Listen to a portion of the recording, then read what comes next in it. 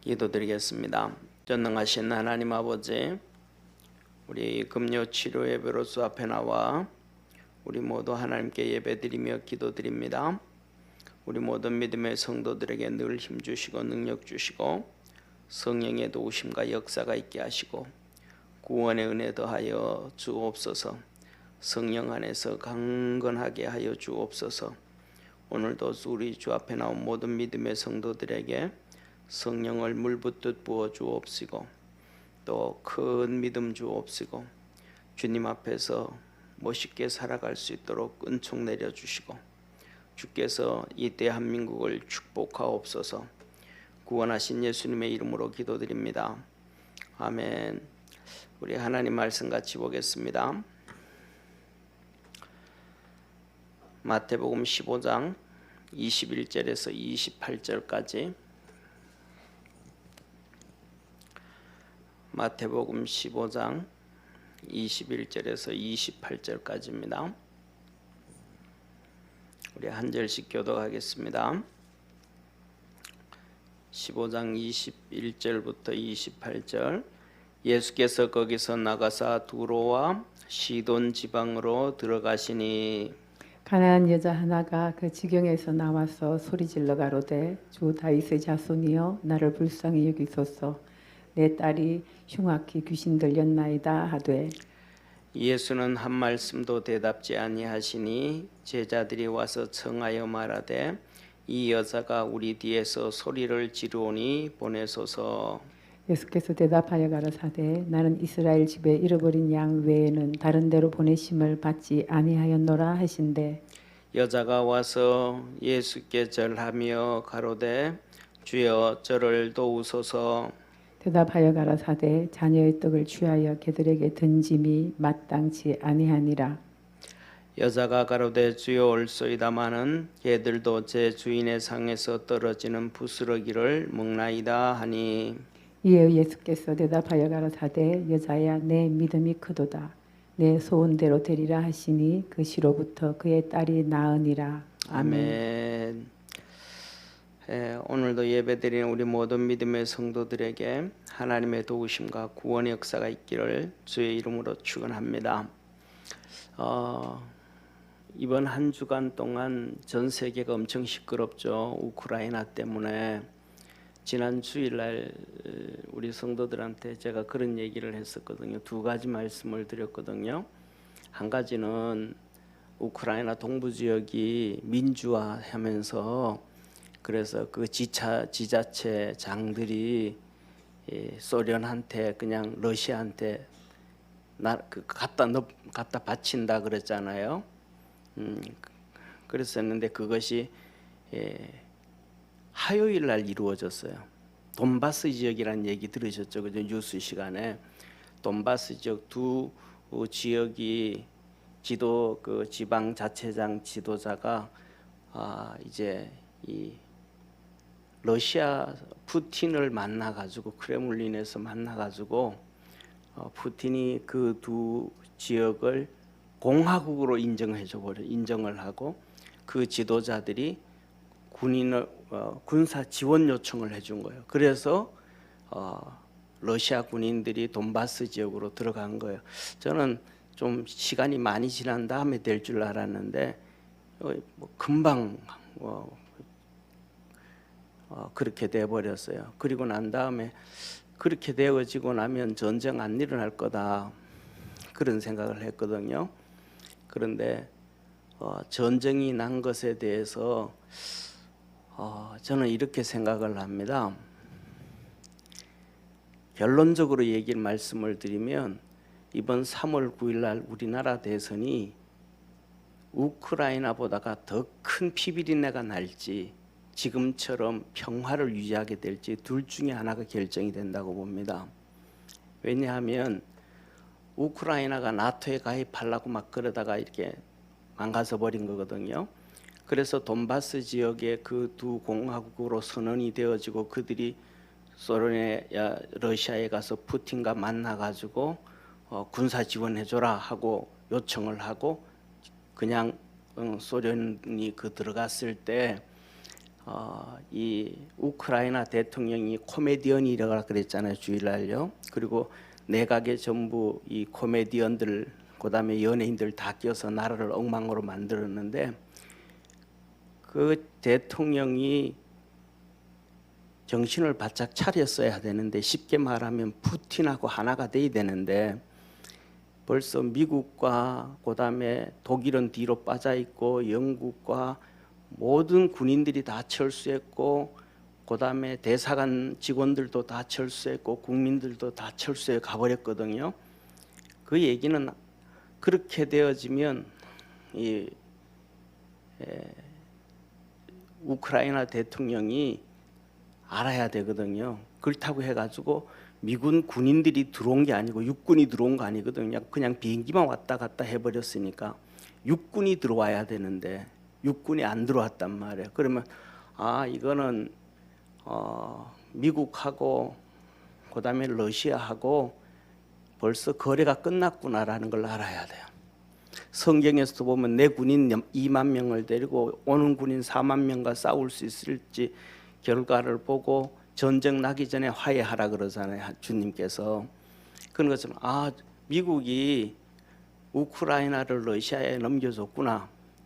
이 우크라이나 대통령이 알고 푸틴하고 해야 되고, 미안하다, 지금까지 우리가 오면서 여기에 러시아 국민들 너무 많은데 동쪽에는 68%가 있고 서쪽으로도 적은 데는 5% 10%까지 러시아 국민들이 있는데, 그들 학교를 막 그냥 러시아어 못 쓰게 하고 러시아 문화 말살시키고 그런 거 잘못했다, 우리 이제 다 인정해 줄게 하면서 화해를 하고 이렇게 가야 되는데, 끝까지 뭐라고 얘기했냐면 서방에다가 러시아가 언제 침공할지 우리한테 가르쳐줘라 그러거든요.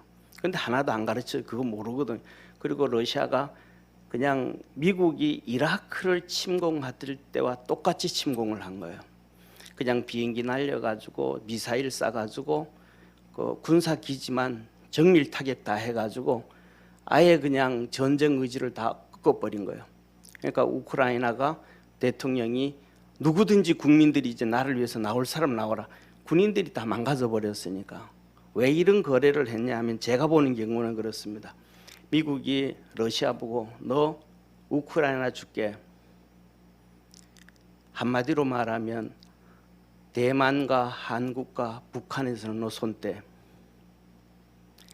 내가 중국과 싸울 때 너 뒤로 물러나 있어, 너 우크라이나 칠 때 내 뒤로 물러나 있으니까 대만과 한국과 북한에 대해서는 러시아 너 딴짓하지 말고 뒤로 물러나 있어.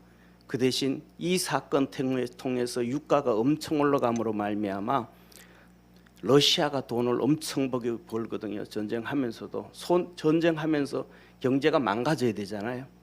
근데 전쟁하면서도 유가가 지금 배럴당 100불이 되고 120불 되고 그러니까 어마어마하게 돈을 버는 거예요, 러시아가.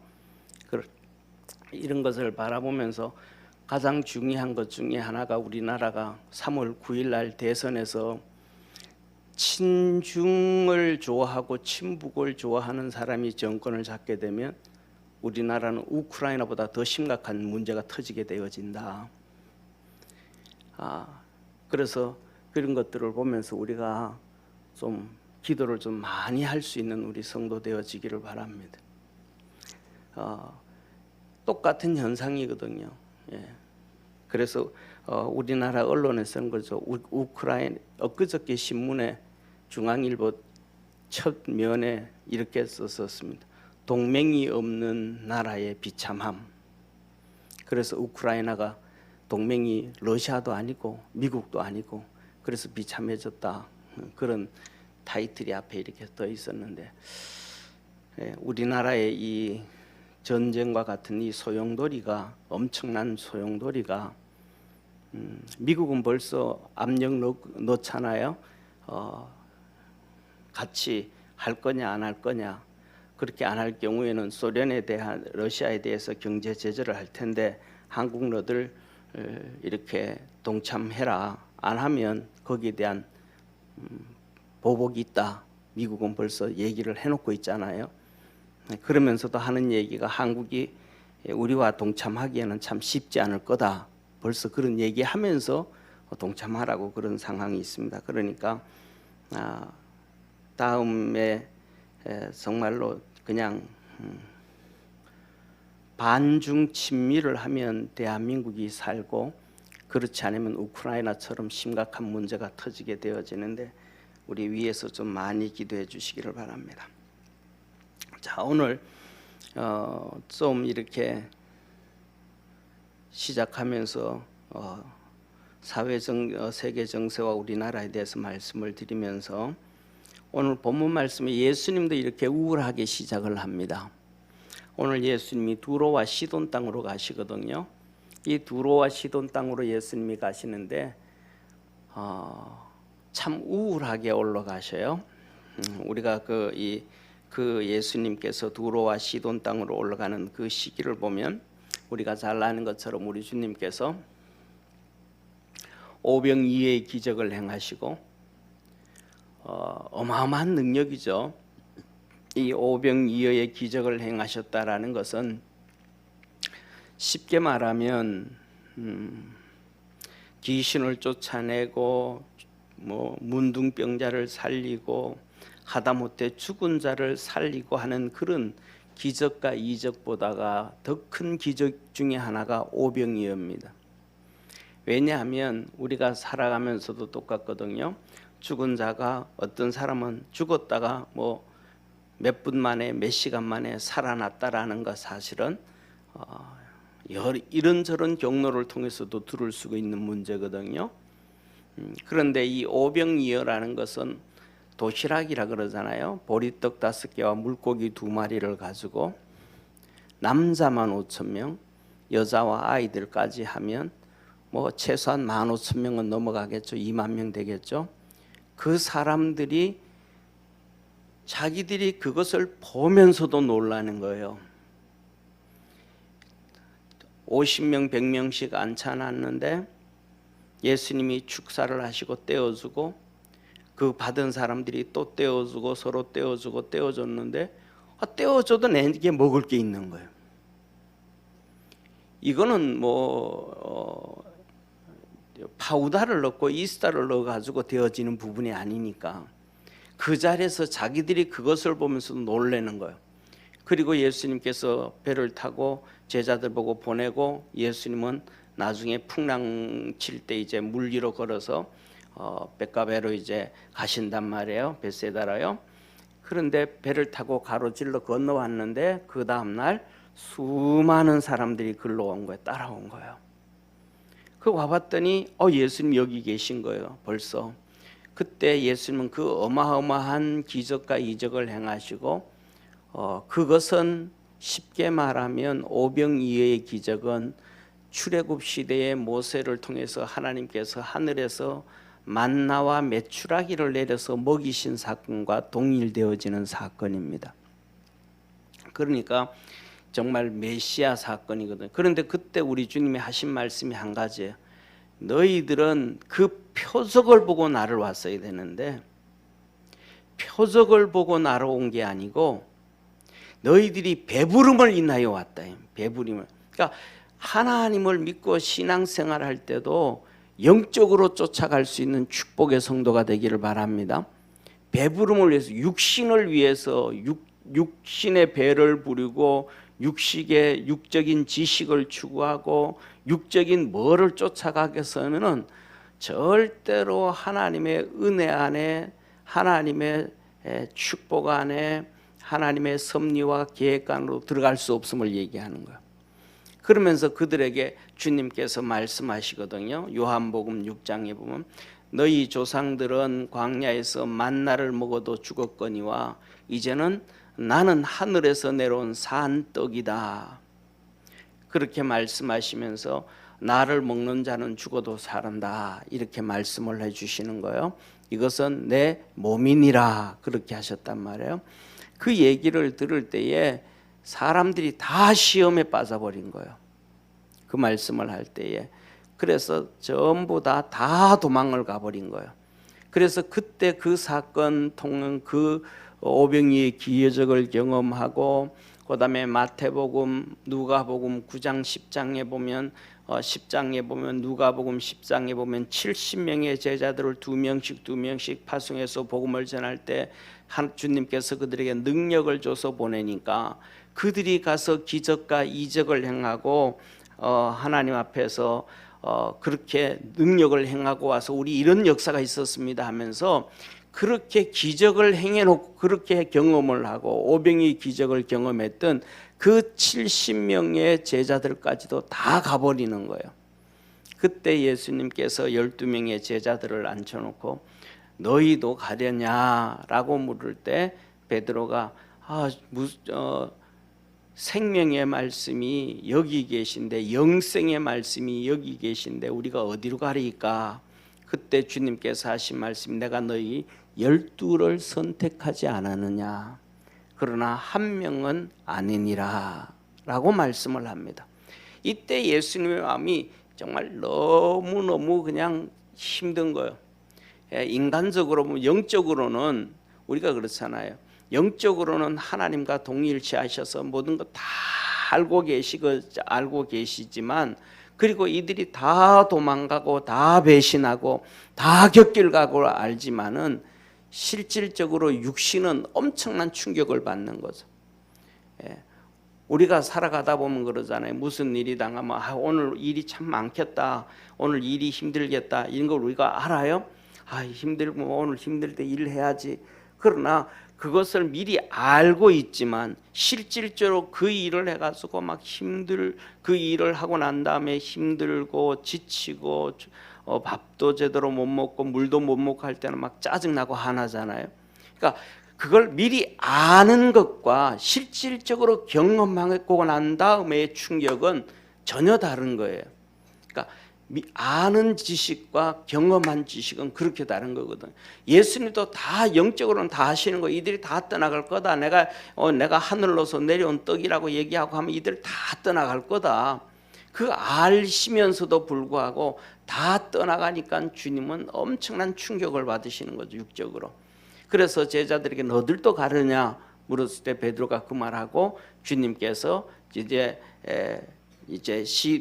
시돈 땅으로 가십니다. 그 전에는 그 오병이의 기적의 사건이 바로 있기 전에는 세례 요한의 죽음이 있습니다. 그러니까 세례 요한의 죽음부터 시작해서 그 세례 요한의 죽음은 그냥 죽음으로 충격받은 것이 아니고 세례 요한이 믿음이 흔들림부터 시작해서 주님은 육신적으로 충격을 받습니다. 그래서 세례 요한을 제자들을 예수님에게 보내서 세례 요한이 오실 리가 당신입니까? 아니면 우리가 기다려야 됩니까? 하면서 이 감옥에 있는 세례 요한의 믿음이 흔들리는 것을 보면서 우리 주님이 충격을 그때부터 하나씩 큰 충격을 받기 시작합니다.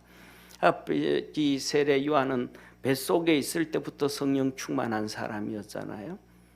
그런데 그리고 예수님이 친히 말씀하시기를 세례 요한은 이 땅에서 여인이 낳은 자 중에서 세상에서 가장 큰 잔이라고 하면서 말씀을 하셨는데 그까지도 감옥에 들어가고 환경이 어렵고 힘들고 하니까 믿음이 흔들리면서 예수님이 메시아에 대해서 의문을 품기 시작하거든요.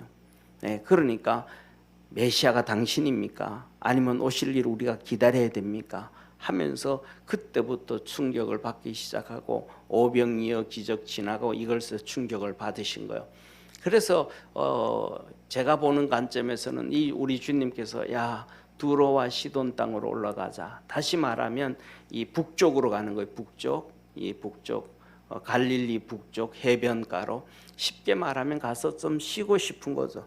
이 유대인들은 막 정말로 많이 쫓아다니고 따라다니고 하면서 결국은 믿음으로 서지 못하고 자기들의 필요를 채워가려고 하는, 쉽게 말하면 예수님을 그냥 이용만 하는 거죠. 병들면 그냥 병 고쳐주는 사람, 그걸로 끝.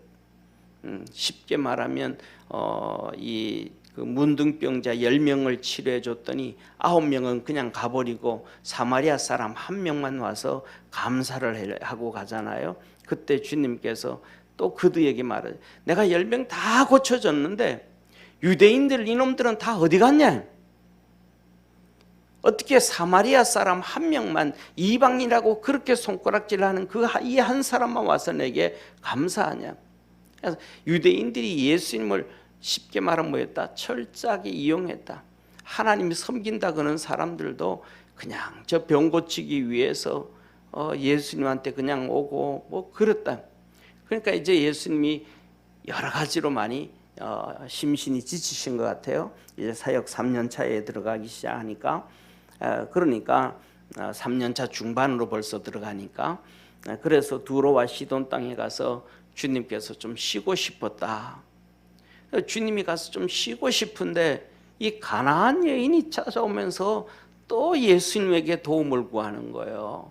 이 가나안 여인이 예수님에게 나타나가지고 예수님 다윗의 자손이여 나를 불쌍히 여겨 주옵소서. 내 딸이 귀신에 이 흉악한 귀신에 들려서 내가 이 고통을 당합니다 하면서 그러는 거예요. 그런데 예수님은 그냥 외면하고 가시는 거죠. 그냥 외면하고 지나가요. 여기서 보면 바디메오의 문제와 이 가나안 여인의 문제에서 보면 정말로 달라요. 바디메오가 다윗의 자손이여 하면서 불쌍히 여겨 주옵소서 소리를 지를 때는 제자들이 야 이 녀석아 너 조용해. 바디메오에 조용하라고 저지해 버립니다.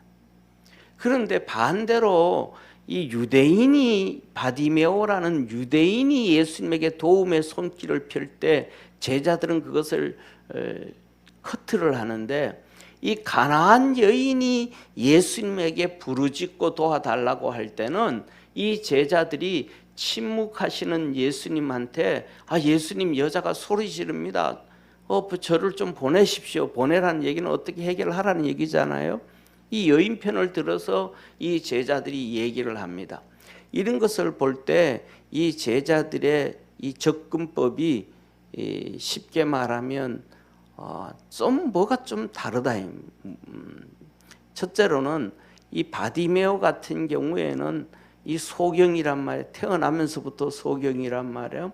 이 태어나면서부터 소경은 이스라엘 백성들 의식 속에는 저는 큰 죄인이다 이렇게 의식을 하고 있는 거예요. 그러니까 예수님 부르고 하니까 너 죄인 가까이 오지 마 이런 뜻도 포함되어져 있다. 그런데 오늘 여기 가나안 여인이 부르짖을 때는 이 가나안 여인에 대해서는 또 똑같이 유대인들은 이방인들을 사람 취급도 안 했거든요. 외면해 버렸거든요. 그런데도 이 여인이 외면했음에도 불구하고 이 여인이 부르짖을 때에 뭐라 그럴까 이 제자들이 도와줬다라는 것은 이 바로 뭐라 그럴까 이 여인의 이 애절함, 그다음에 또 그 딸이 흉악 귀신에 들려가지고 고통당하는 것, 이런 그 여인의 상황을 좀 더 이렇게 제자들이 인식을 하지 않았을까 싶어요. 그런데 그럼에도 불구하고 예수님은 침묵하고 가시는 거예요. 외면하고 가시는 거예요. 그러면서 제자들에게만 얘기하는 거예요. 제자들에게 뭐라고 말씀한? 내가 온 것은 이스라엘의 잃어버린 양 외에 다른 데로 보내심을 하나님이 내게 허락하지 않았다. 이스라엘의 잃은 자를 위해서. 그런데 이스라엘의 잃은 자를 위해서 그러는데도 그렇게 막 쉽게 말하면 몸이 부서져라 메시지 전하고, 몸이 부서져라 병을 고쳐주고 귀신들 쫓아주고 그들의 삶을 회복해줘도 이들은 예수님께로 돌아오지 않는 거예요. 아무리 잃어버린 양을 찾으려고 우리 주님이 몸부림을 치셔도 이들이 돌아오지를 않는 거예요. 이 비참함이 있죠. 그래서 예수님께서 이제 잠깐이라도 이제 두로와 시돈 땅으로 쉬려고 가셨는데 그 말을 듣고 이 여인이 뒤에서 소리지르며 따라오다가 예수님이 제자들에게 하는 얘기를 듣고 포기를 해야 되잖아요. 나 이방인이니까 이스라엘의 잃어버린 양을 찾으러 왔다 그래서 포기를 해야 되는데 이 여인이 포기를 하지 아니하고 오히려 주님 앞에 와서 엎드려서 절하고 하나 도와주옵소서라고 얘기를 하는 거예요. 여기에서 우리가 뭐냐 하면 정말로 우리 삶 속의 생활 속에서 포기하지 말고 기도하는 하라는 이 여인, 이 믿음을, 이 여인의 믿음을 우리가 좀 본받아야 된다. 우리가 그리스도 안에서 이 여인의 믿음을 본받을 줄 아는 축복의 성도가 되기를 주의 이름으로 축원합니다. 이 여인을 향하여 우리 주님이 나중에 칭찬을 해요. 마지막 절에 내 믿음이 크도다. 중요한 것은 내게 있는 믿음을 어떻게 보일 것이냐. 이 여인을 통해서 세 가지로 보게 되어지는데, 첫 번째는 포기하지 않고 기도하는 거예요. 우리는 조금 하다가 포기해버리고 조금 하다가 포기해버리고 또 조금 하다가 뭐 쉬어버리고 이런단 말이에요.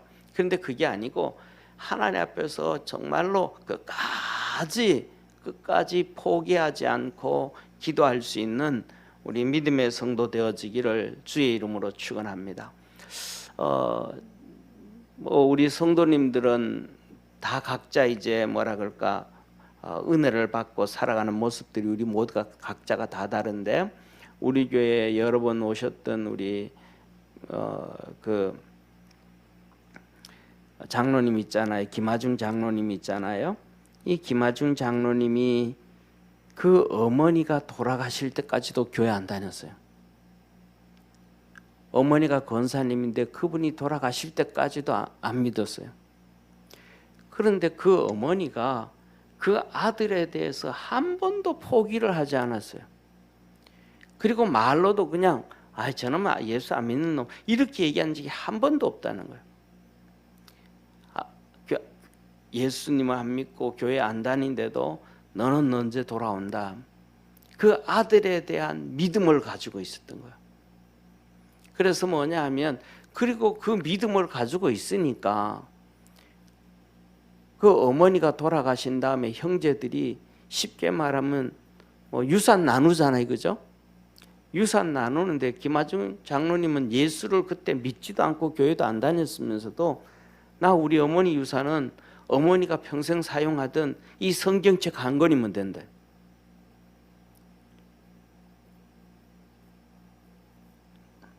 어머니가 사용하던 성경책 한 권이면 된다. 그래서 형제들한테 어머니가 쓰던 성경책 내게 줘라. 예수 안 믿었던 분이에요. 교회 안 다니셨던 분이에요. 그런데 그 어머니의 믿음이 그대로 이루어지게 되어지는 거예요. 우리가 그리스도 안에서 이 가나안 여인의 믿음처럼 포기하지 말고 하나님 앞에 열심히 기도할 줄 아는 축복의 성도가 되어지기를 축원합니다. 우리는 쉽게 포기하고 내 중심으로 신앙생활하는데 주님 중심으로 이렇게 달려갈 줄 아는 우리 성도 되어지기를 축원합니다. 그리고는 우리 주님께서 이 절하는 여인에게, 그렇게 간구하는 여인에게 조금 위로의 말이 필요하잖아. 이 여인의 삶이 얼마나 힘들겠어. 이 딸이 귀신 들려가지고, 그것도 흉악한 귀신에 들려가지고 고생한다 그랬으니까 이 어머니의 삶, 이 여인의 삶은 정말로 피폐한 삶이잖아요. 이렇게 우리가 상식적으로 생각하면 뭐 돈을 가지고 있는 경우가 있겠어요. 돈도 없을 거고 삶도 피폐할 거고 그냥 조금만 하면 막 그냥 신경이 이렇게 곤두서서 짜증내고 화내고 막 이럴 수 있는 환경이고 사람이잖아요. 그런데 이 가나안 여인을 붙잡아 주는 것이 바로 믿음이라는 거예요. 우리 주님께서 내 믿음이 크도다 그랬던 것처럼 이 여인이 이 여인을 향해서 주님께서 하시는 말씀이 자녀의 떡을 취하여 개들에게 던짐이 마땅치 아니하니라. 우리 주님이 이 여인, 이 불쌍한 여인을 향하여 얘기할 때 그래 네 고생 많다. 네 환경 어렵지, 네 힘들지. 주님께서 그래서 위로라도 해주시면서 자녀의 것을 취해서 이방인들에게 주는 거는 내가 안 된다. 그 하나님이 허락한 거 아니다. 그 부드럽게 얘기하실 수도 있는데 우리 주님은 절대로 부드럽게 얘기하지 않으셨어요. 예? 오늘날 우리가 볼 때는 그러잖아요. 우리 주님은 온화하고 그런데 우리 주님의 말씀은 이렇게 보면 부드럽고 온화하게 얘기한 적이 거의 없습니다.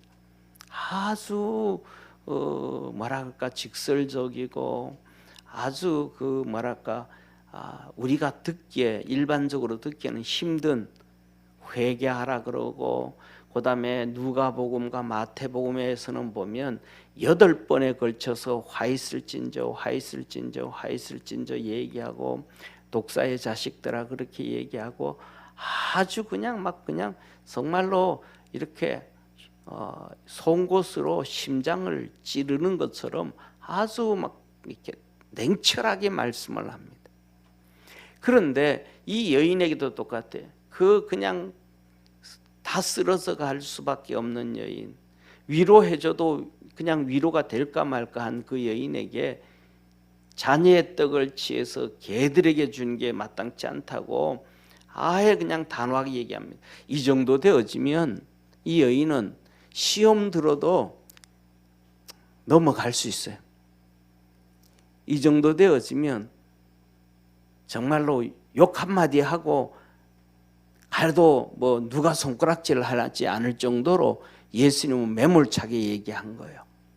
그런데 이 여인이 뭐냐 하면 시험 들지 않았어요. 그 말에. 사랑하는 성도님, 우리 믿음의 성도들이 믿음이 있다라는 것은 시험 들지 않는다는 것이라는 걸 깨닫기를 축원합니다. 믿음이 있으면 시험 들지 않는다는 거예요. 믿음이 없기 때문에 시험 든다라는 거예요.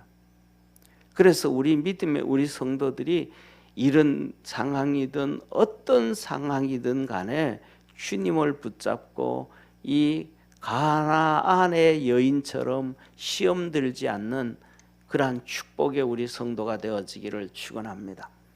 그런데 이 여인이 여기에서 믿음이 있으니까 믿음과 그 다음에는 뭐가 연결되어지냐면 지혜와 연결되어집니다.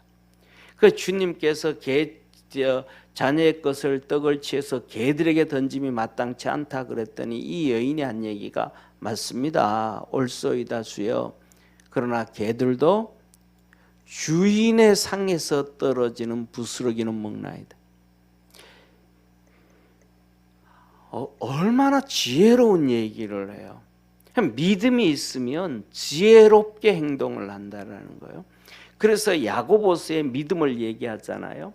야고보서에서 믿음을 얘기하면서 1장 첫 부분에서 얘기합니다. 지혜가 부족하거든 후히 주시고 꾸짖지 아니하시는 하나님께 구해라. 너 그 믿음으로 너 자신을 능히 구원할 수 있겠느냐? 이게 야고보서의 메시지잖아요. 그래서 뭐냐면 믿음이 있다라는 얘기는 시험 들지 아니하고 하나님 앞에 기도하고 하나님 앞에 살아가면서 지혜를 얻고 살아갈 수 있는 축복의 성도가 되기를 축원합니다.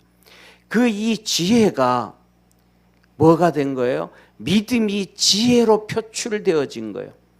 믿음이 시험 들지 않는 걸로 표출되어진 거예요. 믿음이 기도로 표출되어진 거예요. 믿음이 없으면 기도로 표출되어지는 게 아니고 포기로 표출되어지는 거예요. 믿음이 없으면 시험 드는 걸로 표출되어지는 거예요. 믿음이 없으면 지혜가 아니고 이 완악함으로 그걸로 표출되어지는 거예요. 고집스러움으로 표출되는 거예요. 쉽게 말하면 우리 그러잖아요. 우리가 요새 뭐 서울에 오니 여기 우리 시골에서는 뭐 이런 안 좋은 표현 막 쓰는데 여기서는 그런 표현을 잘 안 쓰더라고요. 그럼 막 그렇게 하다 보면 뭐 이렇게 친구들 사이에서도 마음에 안 들면 뭐 그냥 뭐 이렇게 지랄한다라는 표현도 쓰고 뭐 그래 뭐 남자들끼리는 그래서 그래 니꺼 굵어 뭐 이렇게 막 욕하고 그러는데, 믿음이 없을 때는 그런 표출이 되어지는데, 믿음이 있을 때는 그런 안 좋은 걸로 표출되어지는 거야 아니고 지혜로 표출되어지는 거야. 주님께서는 개들에게 주는 것이 아니고 개라고 취급을 해줘도 그 속에 그 악함이 표출되어지고 완악함이 표출되어지고 그 인간의 본성이 표출되어지는 것이 아니고 믿음이 지혜로 표출되어지는 거예요. 그랬더니 주님께서 내 소원대로 하면서 딸을 치료해 주셨습니다. 할렐루야. 그 믿음이 자기 딸을 살렸어요. 그 믿음이 자기 딸을 살렸더니 누가 산 거예요? 엄마 본인이 살아나 버린 거예요. 딸이 이제 더 이상 이 흉악한 귀신에 빠져 있지 아니하니까 자녀가 웃게 되니까 자기도 웃게 되어지죠. 가정이 회복되어지죠. 자기 삶이 전체가 회복되어지는 거예요. 우리 믿음의 성도들이 우리가 그렇게 이 여인처럼 믿음이 표출되어질 수 있는 축복의 성도가 되기를 바랍니다. 믿음이 그렇게 표출되어지면 사람을 살리는 거예요. 딸을 살리듯이 가족을 살리게 되어지고, 그렇게 되어지면 결국 자기도 살게 되어지고, 그것이 모여지면 교회도 살고 사회도 살고 국가도 살고, 그것이 한 국가가 살아나면 전 세계 수많은 나라들과 수많은 사람들을 또 살리게 되어지죠. 선교사를 파송하게 되어지고, 우리나라도 똑같잖아요. 우리나라에서 미국에서 사람들이 선교사들이 와서 우리를 살렸고, 그래서 대한민국이 건국되어졌고, 그래서 오늘날도 우리가 전 세계로 수만 명의 선교사들이 파송해서 그들을 살리고 그 역사가 있잖아요. 그러니까 이 우크라이나도 저는 똑같다고 생각을 해요. 우크라이나도 94년에 소련으로부터 독립을 해가지고 지금까지 28년이 지났잖아요. 28년 동안 기독교를 받아들이고 정말로 기독교를 받아들이고 신앙으로 하나가 되어지고 믿음으로 갔다 그러면 지금 이 사건이 안 터져요. 우크라이나의 큰 이번에 푸틴이 얘기했잖아요.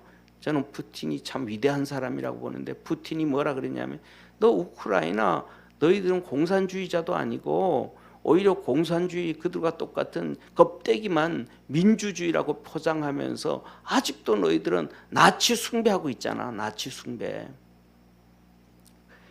그러니까 쉽게 말하면 독일 같은 경우에는 장난 삼아서 하이 히틀러도 관광객이 와서 그렇게 해도 그냥 벌금 묵이고 감옥 갑니다. 나치를 완전히 정리를 했거든요. 독일 같은 경우에는. 그런데 우크라이나는 아직도 나치니즘을 숭배합니다. 우크라이나가. 그것을 푸틴이 맹렬하게 이번에 비난을 했잖아요. 너희들 어떻게 그렇게 할 수 있냐. 너희들 민주주의라 그러면서 너희 민주주의 아니다. 가짜다. 그리고 그 다음에 같이 자기 땅에 있는 이 얼마나 많은 사람들이 있어요. 동쪽으로는 68%가 돈바스 지역 같은 경우에는 68%가 소련 사람이에요. 그리고 또 우크라이나 언어하고 소련 언어하고는 거의 비슷해요. 거의 비슷해요. 그래가지고 우크라이나 말을 해도 소련 사람들이 알아듣고 소련 말을 해도 우크라이나 사람들이 알아들을 정도로 비슷해요. 그런데 그 소련 사람들이 자치구역이 있고 소련 사람들이 다니는 학교가 있고, 왜 우크라이나가 70년 동안 소련이었고 그 전에도 전부 다 소련의 영향 가운데 있었으니까. 그러니까 이 소련 학교에서 그냥 소련 말하고 소련 문화를 배우고 그거 하게끔 그냥 그대로 자연스럽게 해야 되는데 20년 동안 그거 탄압했거든요. 전부 소련말 못하게 하고 소련 학교 못 만들게 하고 막 엄청난 박해를 핍박을 했단 말이에요. 그러니까 결국은 이런 사건이 터져버린 거예요. 민주화라 하지만 민주화가 아닌 거죠. 전체주의처럼 그렇게 되어서 버린 거예요. 그러니까 복음이 들어가고 정말로 하나님의 역사가 있었더라면 좋았는데 이 독립을 하고도 오히려 반대로 이상한 길로 가버린 결과를 초래한 거예요. 그래서 오늘도 우리가 뭐냐 하면 우리 중심이 아니고 여기 가나안 여인이 얘기하는 것처럼 이 사람은 유대인도 아닌데도 불구하고 어떻게 이 믿음을 가졌는지는 모르지만 우리 주님이 칭찬한 믿음을 가졌습니다. 내 믿음이 크도다.